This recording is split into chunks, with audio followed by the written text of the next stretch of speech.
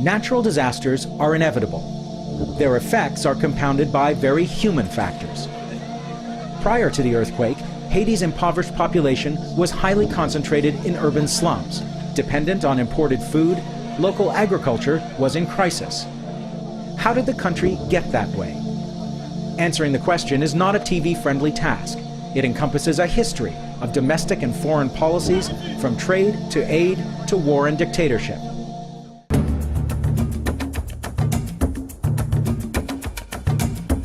In the 18th century, Haiti was the richest colony in the New World.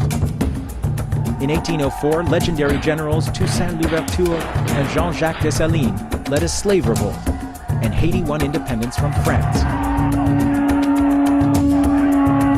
It became the world's first black republic. The Haitian Revolution was at once anti-racist, anti-slavery, anti-colonialist, and anti-imperialist. They were opening up to the world, freedom for everybody. The response from power came quickly. Under threat of invasion, Haiti agreed to pay France compensation for the loss of its property. That debt took 120 years to repay and launched a cycle of debt, dependence, and instability that continues to this day.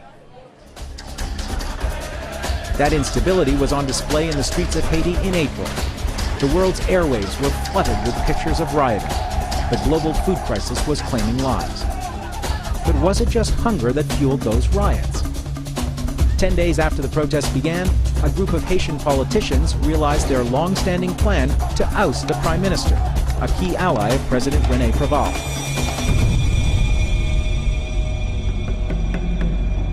I think what happened in April was the exploitation of that situation by people who were well organized. The violence I saw at least the result of. There is something more. There is political manipulation. And one of the objectives was fulfilled, which was to get rid of Mr. Alexis as Prime Minister. But probably those manipulating the people were, that was their goal, get Alexis' head. In that sense, it was a success. I don't know, but I have such a feeling.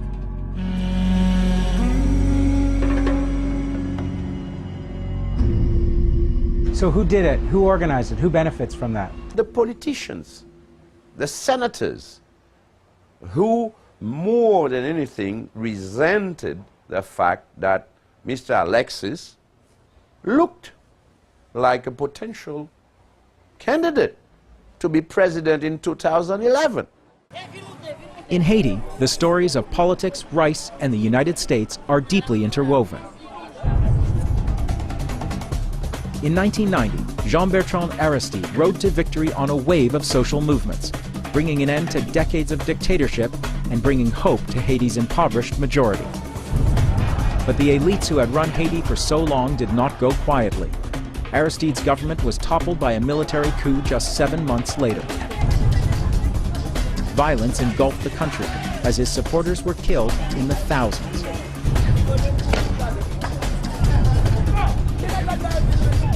Three years later, the U.S. used its military muscle to bring Aristide back to power, but not before he committed to a program of sweeping economic change, closely monitored by the World Bank and International Monetary Fund. It was a familiar cocktail: downsizing, privatization, and deregulation. Tariffs on foreign rice were slashed from 50% to 3%. Imports flooded in. 25 years ago, Haiti grew a lot of rice. So much that the idea of importing rice from another country like the United States was virtually unthinkable. Today, this country of fewer than 10 million people is the third largest importer of U.S. rice in the world. 75% of all the rice eaten here in Haiti is shipped in from the United States. Now, that may be great news if you're a rice farmer in Arkansas or Missouri, but it's been devastating to farmers here in the Artibonite Valley. This used to be Haiti's rice bowl. And now Haiti is utterly dependent on imported food of all kinds. and that means the entire country is vulnerable to mood swings in the global market. So when the price of rice doubled in the last year, the majority of Haitians who live in bitter poverty got slammed. Now, Americans are also facing skyrocketing food prices, and it's an election year.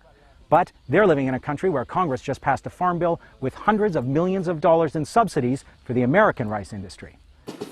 The global spike in food prices means that local rice, already unable to compete with the flood of cheap U.S. imports, is now utterly unaffordable. And farmers here, hurled into the global market with virtually no trade protection, are also now facing high prices for things like fertilizer. In the markets of Haiti's capital, Port-au-Prince, it's almost impossible to find rice grown by the farmers of the Artibonite. U.S. rice, on the other hand, is everywhere. But the high price is just as devastating in the city. And it's not just farmers arriving in the cities.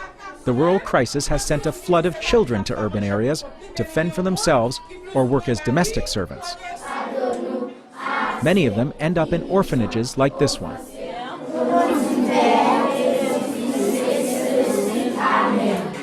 And the U.S. is here too.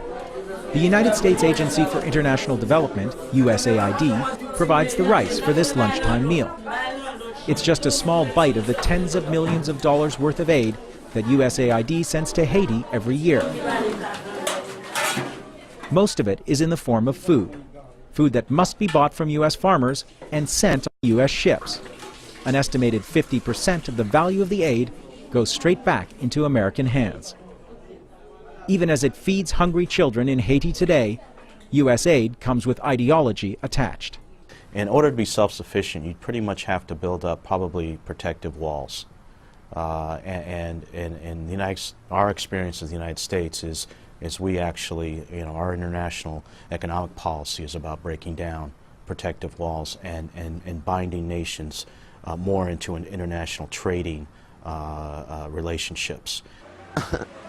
Are we going to be eternal beggars? But I don't think USAID is aiding us at all. But not by giving us food. Patrick Elie was Minister of Defense during Aristide's first presidency. He's seen firsthand how U.S. policy has transformed the local landscape. Right. It all started with the disruption of rice production through the subsidized rice of North Carolina and Louisiana. Okay? And I believe from the number I read recently, they are subsidized to the tune of 41%, which is a lot, How are you going to ask a Haitian peasant to face that kind of competition? Washington may export the rhetoric of free trade, but policy inside the U.S. is shaped by forces far less lofty. The agricultural community have had a lot of friends in the Congress of the United States, and many of them fighting to improve the economic situation in their own states and their own communities. But some people would say, and I probably would say also, that the subsidies got out of hand, and that many of those subsidies made a lot of people very, very rich. Today, the interests of Haiti's majority have never needed more defending. In the months to come, there will be hundreds of millions of dollars in aid and reconstruction, and endless promises from rich countries to build back better. But there will also be a struggle over what better looks like, whether Haitians will lead that process, and whether it will benefit the majority and not just the few. The first signs from the international community have been mixed. Just 6 months ago, Haiti finally had most of its international debt canceled. 2 days after the earthquake, the International Monetary Fund rushed in with an offer of $100 million in loans. Initially, this will drive Haiti's debt back up.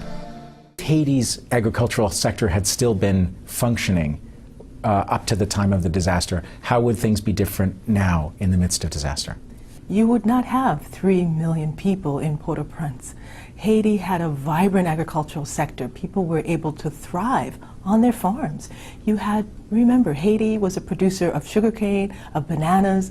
You had other things, you know, gold, bauxite back in the day in Haiti. Haiti, though, is known for being a fertile land, and yet many people were pushed off that fertile land because of policies of international financial institutions. And so when we look at why you have 3 million people in Port-au-Prince today, it's because they were pushed off their farms by these policies dictated often by outsiders.